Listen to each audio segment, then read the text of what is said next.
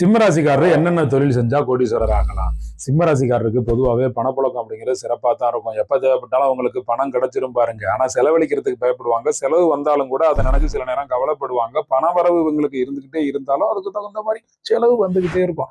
பணத்தை சேமிக்கிறது இவங்களுக்கு அவ்வளவு ஈஸியான காரியம் கிடையாது. வீட்டுல சில பேருக்கு திருடு கூட போயிடும், பொருட்கள் காணாம கூட போயிடும், பொருட்களை மறந்து எங்கேயாவது வச்சுட்டு கூட வந்துருவாங்க. இவங்க வீட்டுல ஏதாவது ஒரு மிருகமோ சின்ன சின்ன பிராணிகளோ வளர்க்குறது சிம்மராசிக்காரங்களுக்கு நல்லது. தினசரி இரவு நேரம் பூஜை ரூம்ல ஒரு சின்ன அகல் விளக்குல பசுனை ஊத்தி தீபம் போட்டு நீங்க உறங்குனீங்க அப்படின்னா சீக்கிரமா பணக்காரன் ஆகலாம்.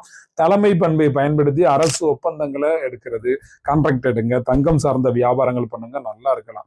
இன்னும் பல தொழில்களை பத்தி தெரியணும்னா அதிர்ஷ்டம்னு நீங்க டைப் பண்ணுங்க, கமெண்ட்ல ஸ்கிரீன்ஷாட் எடுத்து எனக்கு வாட்ஸ்அப் பண்ணுங்க, தகவல் அனுப்பி வைக்கிறேன். சித்திரை 1ஆம் தேதி சிறப்பா புது கணக்குங்கிற தலைப்புல குபேரயோகம் பயிற்சி ஆன்லைன்ல நடக்குது. ஜாயின் பண்ணுங்க.